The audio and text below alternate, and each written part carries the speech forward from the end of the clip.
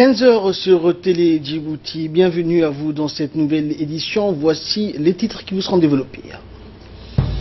Le plus grand barrage de retenue d'eau voit le jour au PK32. À cet effet, le ministre de l'Agriculture a donc visité le site qui abritera ce barrage.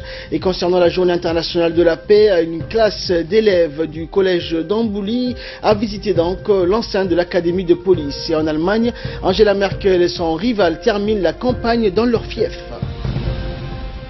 Voilà, donc c'était les principaux titres qui vous seront développés. Bienvenue à vous dans cette édition. Les travaux du plus grand barrage de Djibouti, qui ont démarré donc depuis 2 mois, vont bon train. Il s'agit d'un titanesque ouvrage retenue d'eau jamais construit en République de Djibouti, qui est actuellement en cours de construction à 33 km de la capitale, au lieu dit Langobalei. Et ce barrage, qui fait plus de 200 mètres de long et 400 mètres de large et 40 mètres de haut, peut retenir plus de 14 millions de mètres cubes d'eau, soit un lac artificiel. Le coût total donc de ce projet est de 2,350 milliards de nos francs et est financé sous forme de dons par la Turquie au profit de la République de Djibouti. Et le ministre et son équipe ainsi que les responsables de la société turque de la construction du barrage donc ont visité le site qui abritera le futur barrage, le plus grand jamais construit en République de Djibouti. Et c'est sous un soleil chaud que le ministre donc a reçu les explications nécessaires sur la construction en cours donc de ce barrage. Parallèlement, les travaux que vous voyez derrière nous ont commencé il y a 2 semaines. Ils sont donc bien avancés, comme vous pouvez le constater.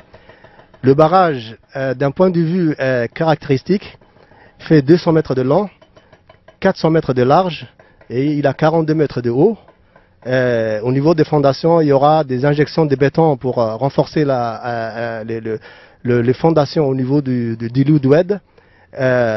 Ce barrage a une capacité minimale de 12 millions de mètres cubes de stockage, pouvant aller jusqu'à 14 millions de mètres cubes à son maximum, ce qui fait beaucoup d'eau par rapport à ce que nous avions connu, aux ouvrages que nous avions précédemment connus.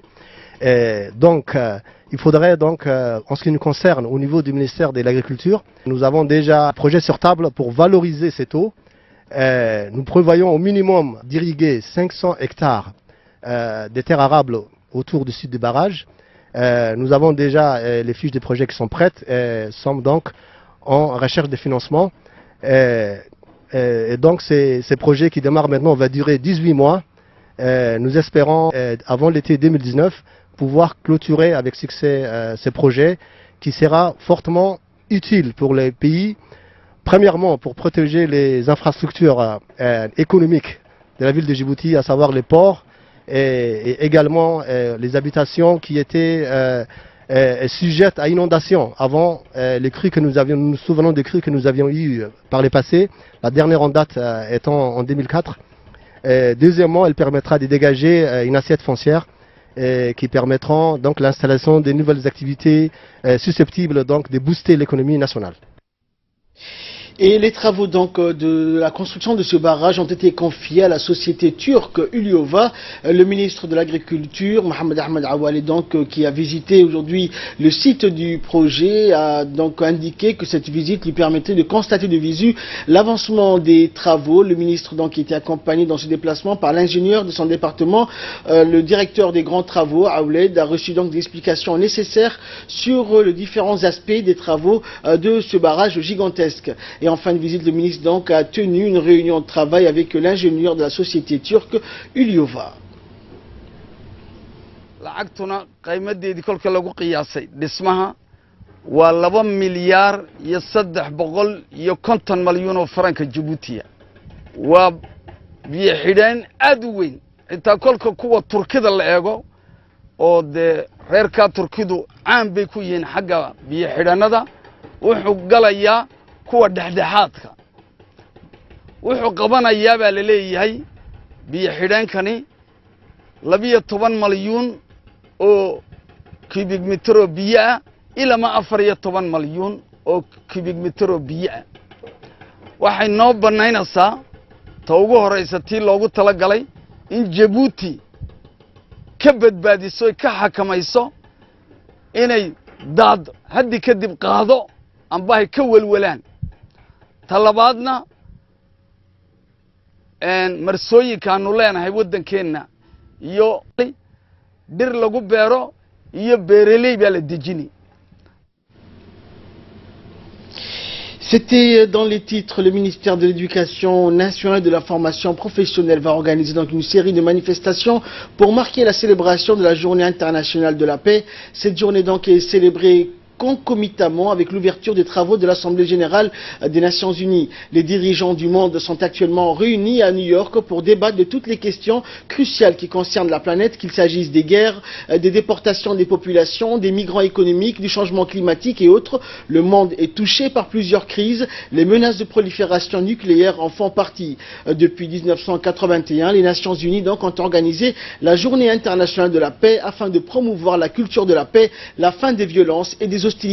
Cette culture ne peut être promue à travers l'engagement de tout le monde à Djibouti. Il a été confié donc cette année à l'éducation nationale d'asseoir cette culture de la paix à travers de nouveaux programmes scolaires sur l'importance de la paix et des manifestations éducatives et culturelles. Ainsi donc, demain après-midi aura lieu une marche symbolique pour la promotion de la paix et de la solidarité envers toutes les populations déracinées à cause des conflits et sous les bombes. Djibouti, fort heureusement, est un pays stable qui accueille de plus en plus de réfugiés et que Dieu nous en préserve. Juste avant l'ouverture des travaux de l'Assemblée générale des Nations Unies, le secrétaire général de l'ONU a fait sonner une cloche de la paix pour rappeler donc au monde que les guerres sont atroces et ont un coût exorbitant pour l'humanité. Elle vise à asseoir partout une culture de la paix et chose symbolique que cette cloche de la paix a été fabriquée de pièces de monnaie données par les enfants de tous les continents et particulièrement des écoliers japonais. Et dans le cadre de cette journée, plus de 100 élèves de la 9e année du collège d'Ambouli ont effectué donc hier matin une visite à l'académie de police Idriss Farah Abane à Nagar. À cet effet, les élèves étaient accompagnés du principal de leur collège et de plusieurs responsables du MENFOP. Et dès leur arrivée, les élèves et les responsables du MENFOP ont été chaleureusement accueillis par les officiers de la police nationale. Les visiteurs ont ensuite pris la direction de l'amphithéâtre de la PIFA et ont reçu des explications sur le menu détail sur les programmes de cette journée de visite. Puis une vidéoprojection a été bien sûr faite sur le tour de l'historique et des structure de l'institution policière. À noter que durant la visite, les élèves ont assisté à des démonstrations, comme vous avez pu le voir, et des exercices pratiques au sein des différents ateliers de la police, dont notamment les labos de la police technique scientifique, mais aussi au sein des armureries où les nouvelles recrues apprenaient à démontrer et remonter des fusils d'assaut AK-47. Les élèves ont également suivi les cours théoriques dispensés au profit des jeunes recrues. À chacune de leurs étapes, les élèves ont suivi avec intérêt les explications et les présentations du guide du jour, en l'occurrence le capitaine Gamal Ibrahim, formateur à l'école de police. Le capitaine Gamal a longuement expliqué aux élèves les défis et les moyens de la police nationale qui est chargée d'assurer la sécurité des biens et des personnes. Et au terme de cette visite, le lieutenant-colonel de l'Académie de police nationale Elmi Daher Miguel s'est dit réjoui de la visite des jeunes collégiens qui ont pris acte des missions régaliennes de la police nationale. Il s'est dit confiant dans le rapport sain qui est de nouer donc entre la jeunesse et la force de sécurité. Il a enfin salué cette action conjointe du MENFOP et de la police nationale en faveur de la jeunesse. Écoutons un extrait de son intervention. Et dans le cadre de la journée internationale, de la journée mondiale de la paix, nous avons eu la visite de 100 élèves du collège d'Ambouli. Ils étaient accueillis ici dans l'académie. Nous avons préparé quelques ateliers pour que les jeunes ou les élèves savent exactement qu'est-ce que c'est la police, quelle est la mission de la police, quel rôle la police joue dans la société civile et comment la police assure la sécurité de notre population. Durant leur visite, ils ont eu l'occasion de voir plusieurs exercices pratiques et également ils ont regardé une vidéo qui parle les différentes tâches ou les différentes missions de la police nationale. Et avec nous sur ce plateau pour nous apporter donc des plus amples éclairages concernant donc cette journée, Monsieur Isman Ibrahim, bonjour. Bonjour. Vous êtes donc conseiller technique du ministre de l'Éducation nationale et membre actif donc de la commission de préparation de cette journée internationale de la paix qui est célébrée donc à Djibouti. Et donc ma première question va porter sur le pourquoi de la célébration de cette journée ici à Djibouti. Alors, ma réponse elle sera très simple. Merci de votre question. Ma réponse elle sera très simple, c'est de participer à l'élan de solidarité mondiale pour favoriser et promouvoir la paix dans le monde entier.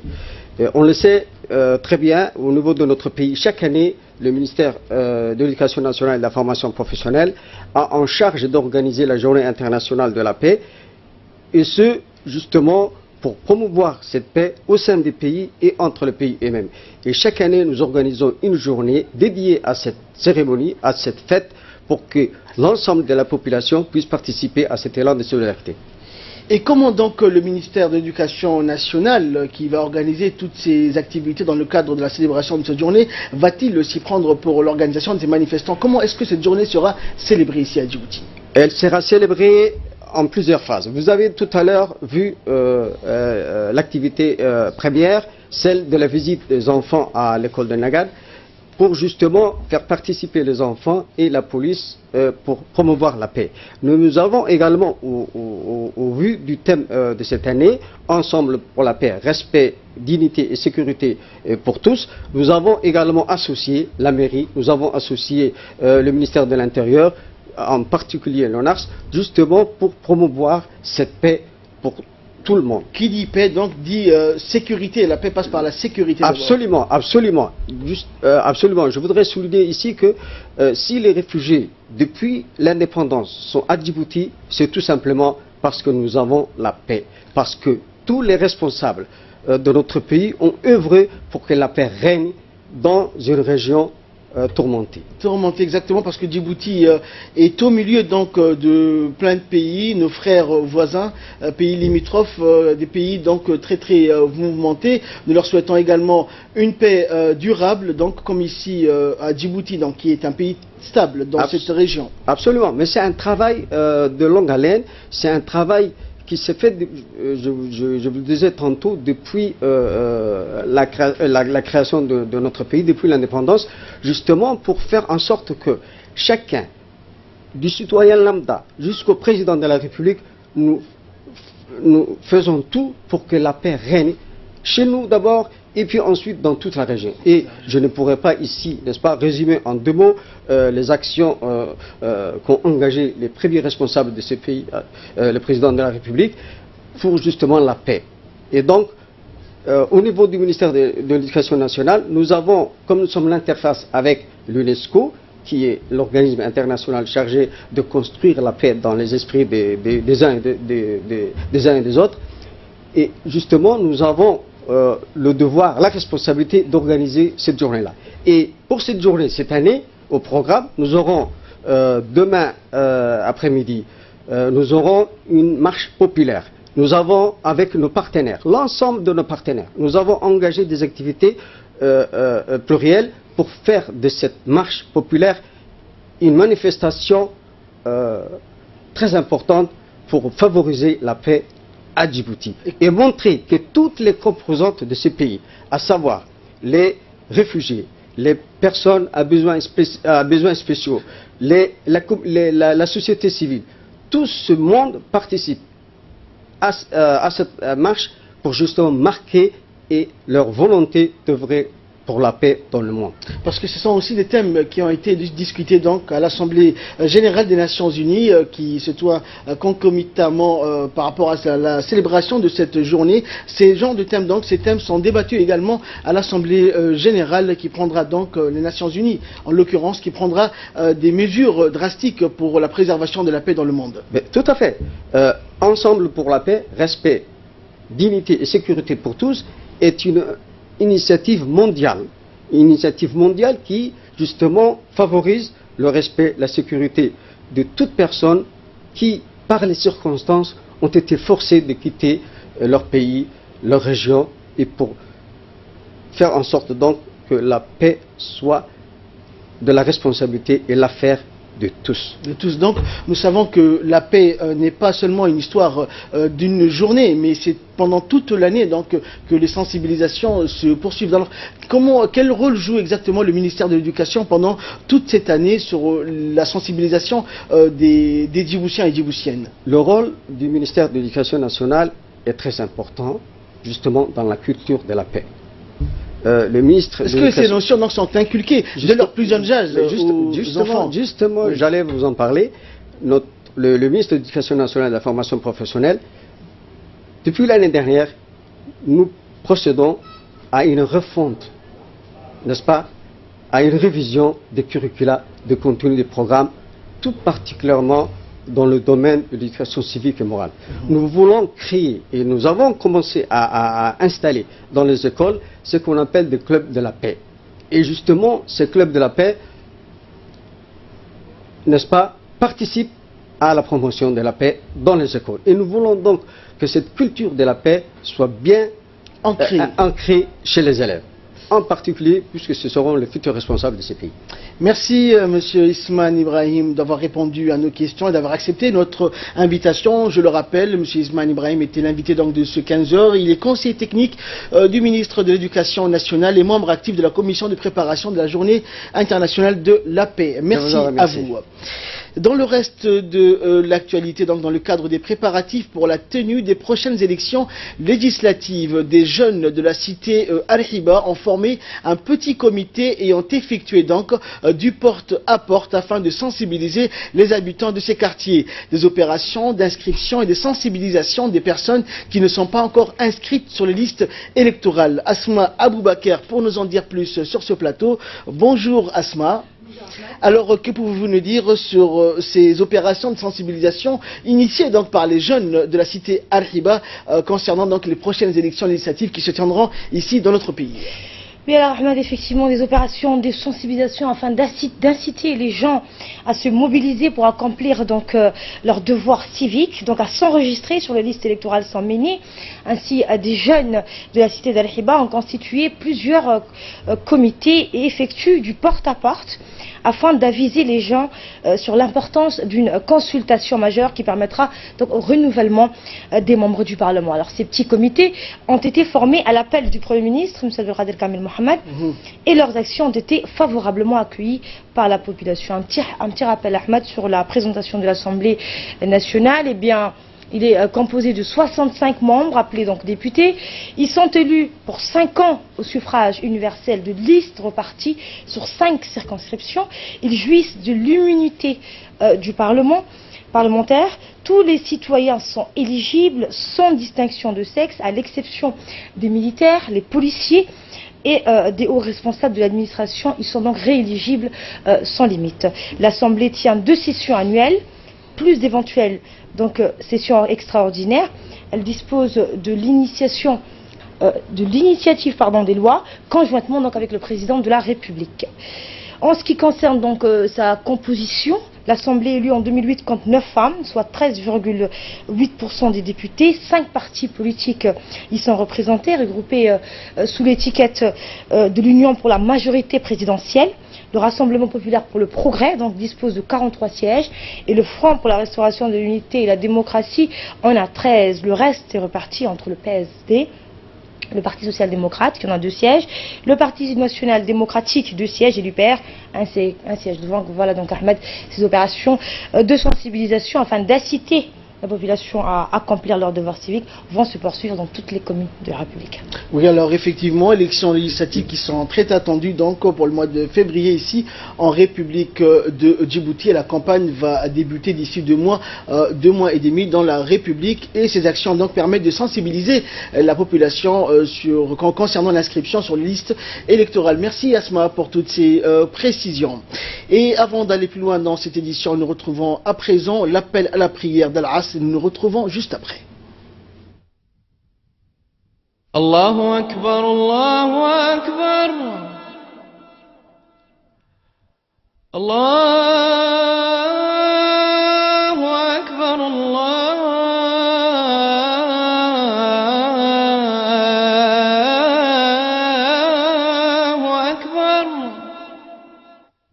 أشهد أن لا إله إلا الله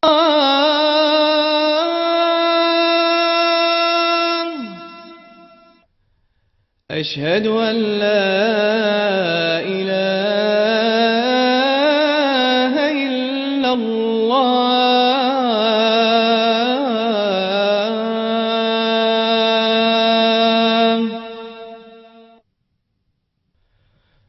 أشهد أن محمدا رسول الله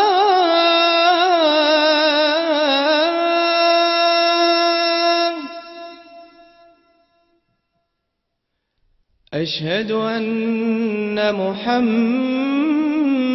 رسول الله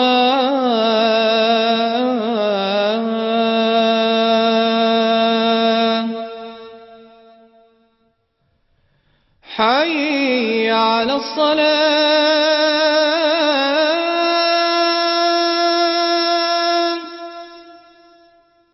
حي على الصلاة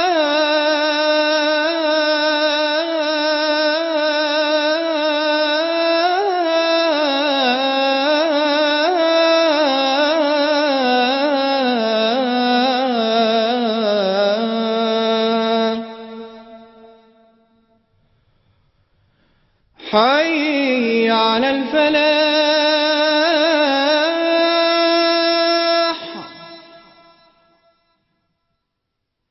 حي على الفلاح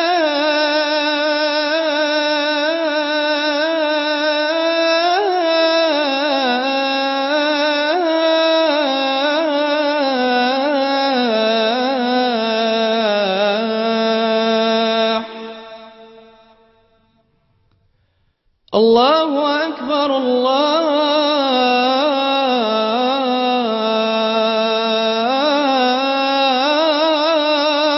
أكبر لا إله إلا الله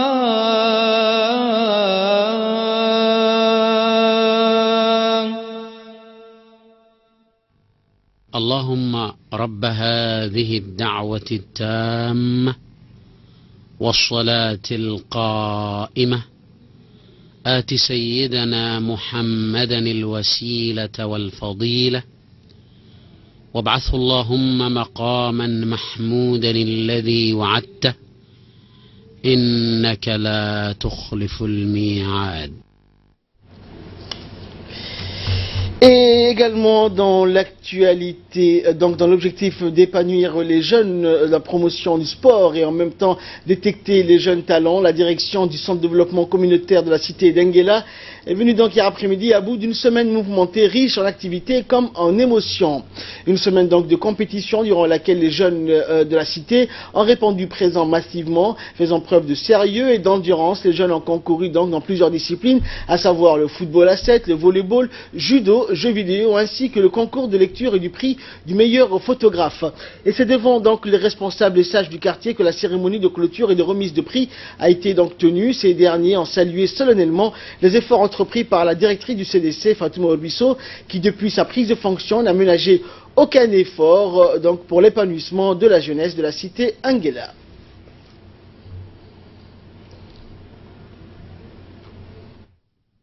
Je les félicite ainsi et je remercie aussi le secrétariat d'État à la jeunesse et au sport qui nous a toujours épaulés dans nos activités.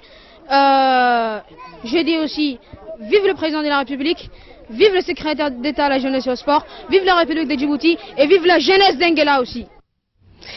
Également dans l'actualité, dans le souci permanent d'étendre et d'améliorer la couverture médicale dans les zones rurales les plus reculées, l'équipe mobile de l'hôpital régional d'Ali Sabié s'est rendue respectivement à Horré et Faradil sous la houlette du docteur Saïd Abdallah. L'objectif donc de ce déplacement était d'atteindre ces contrées isolées pour y dispenser des soins curatifs et préventifs au profit de la population des localités environnantes. En effet, l'équipe mobile composée d'infirmiers, de pharmaciens, de sages-femmes et de laborantins a prodigué des soins soins à un grand nombre d'habitants de ces secteurs et plus de 100 consultations adultes, 90 enfants en consultation pédiatrique, 30 enfants vaccinés et 27 femmes enceintes en consultation prénatale ont pu bénéficier donc de ces soins de santé de base de la part de l'équipe mobile du CMH d'Ali Sabié. Malgré les pistes en piteux état et de l'éloignement des sites, l'équipe mobile brave donc chaque jour des difficultés pour atteindre et subvenir aux besoins médicaux des nomades en transhumance dans cette partie de la République. À noter que l'équipe mobile effectue périodiquement des rotations selon un planning préétabli pour atteindre toutes les localités qui sont visitées au moins une fois par mois. Une forte délégation de l'association UDC, l'Union pour le développement et la culture, conduite par son président Mohamed Hassan, était hier à Daoudaouia, dans la région de Dikil, pour une cérémonie de remise de kits scolaires et d'habits à quelques 60 élèves, ainsi que des habits pour les mères de famille. Ce don constitué donc de kits scolaires et d'habits, des chaussures, a été possible grâce à la générosité des membres de l'UDC suite à l'organisation d'une soirée de solidarité organisée ici à Djibouti et le soutien des partenaires à l'instar de l'association Accord présent à la cérémonie. L'UDC est une association qui milite activement dans la promotion de l'éducation, notamment dans les écoles rurales éloignées des centres administratifs. Le représentant de la population, Ali Abdallah, et le directeur de l'école de Daoudaouia ont vivement remercié l'UDC pour cette action qui va motiver les élèves de cette école de Daoudaouia éloignés de la sous-préfecture de Yoboki, ainsi que les familles. Les représentants de l'UDC ainsi que l'association partenaire ont promis de continuer ce genre d'action et le représentant du ministère de l'Éducation y a consenti. Et des sympathisants de l'Union pour le développement culturel. Cet élan de solidarité a été possible aussi grâce à nos partenaires, comme l'ONG Accord. Je tiens à remercier également Dr Amir Hassiboullah, son épouse, ainsi que M. Hassan Yassine, qui nous ont fait parvenir à partir de la Norvège leur contribution à cette action engagée par l'Union pour le développement culturel en faveur des plus démunis. Et s'exprimant donc à cette occasion, le directeur de l'école de Daoudaouia et une mère de famille ont vivement remercié l'association UDC pour son soutien bénévole dans une école rurale qui va motiver donc les enfants de cette école. Par ailleurs, les représentants de l'UDC ainsi que Madame Amina et Monsieur Kherré ont annoncé que la promotion et le soutien scolaire des enfants et des écoles est une spécificité de l'UDC et ont promis que ce genre d'action va continuer dans les autres écoles rurales. Nous les écoutons. Nous sommes ici aujourd'hui à l'école de Daoudaouia qui se trouve sur la préfecture de Yoboki. Nous sommes une forte délégation de l'IDC. Nous sommes venus ici pour distribuer des kits scolaires, des chaussures, mais aussi des habits pour les élèves de l'école de Daoudaouia.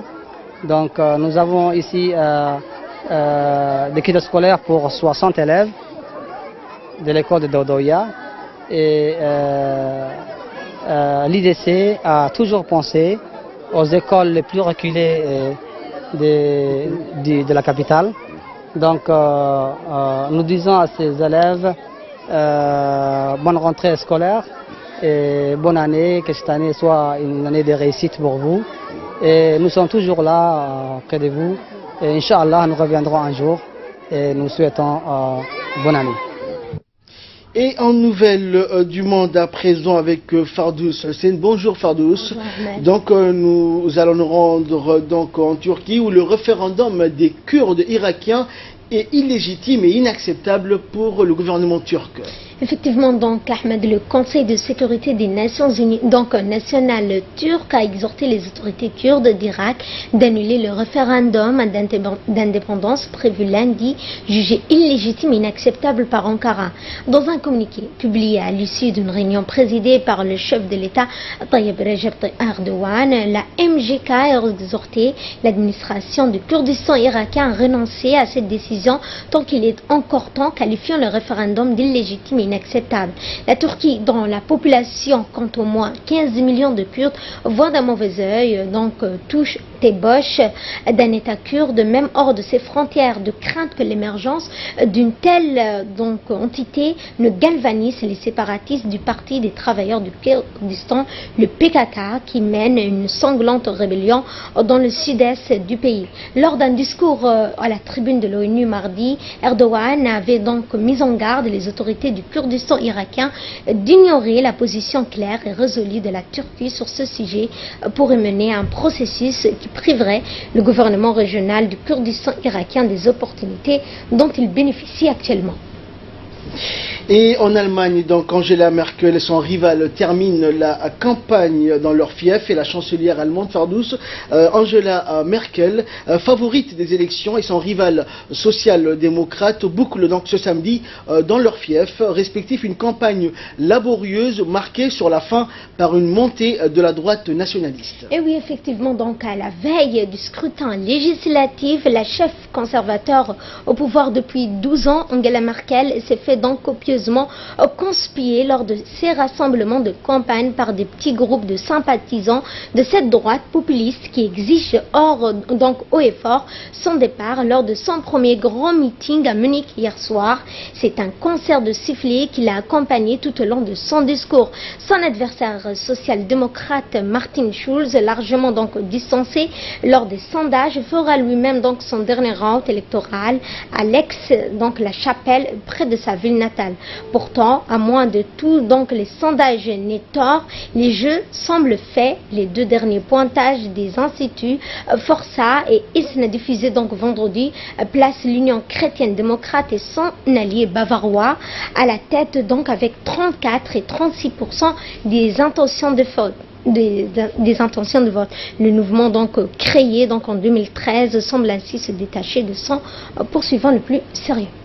Mais pour le Süddeutsche Zeitung, l'arrivée donc de l'AfD à la Chambre basse du Parlement, Fardous, qui s'apprête à être le premier parti de ce type à entrer en force dans cette enceinte depuis 1945, va faire date dans l'histoire allemande. Et oui, Ahmed, donc le succès potentiel de ce parti est aussi à l'origine d'une ultime polémique avant le scrutin. Le bras droit donc d'Angela Merkel, Peter Altmaier, donc a attiré de nombreuses critiques, y compris de son propre camp, en déclarant qu'il avait mieux donc de s'abstenir plutôt que de voter AfD. Au défi donc d'une potentielle percée de la droite nationaliste s'ajoutera pour Angela Merkel celui de former un nouveau gouvernement. Merci Fardous pour toutes ces explications, merci à vous de nous avoir suivis et merci encore une fois de votre fidélité. Excellent suite de programme sur Télé Djibouti.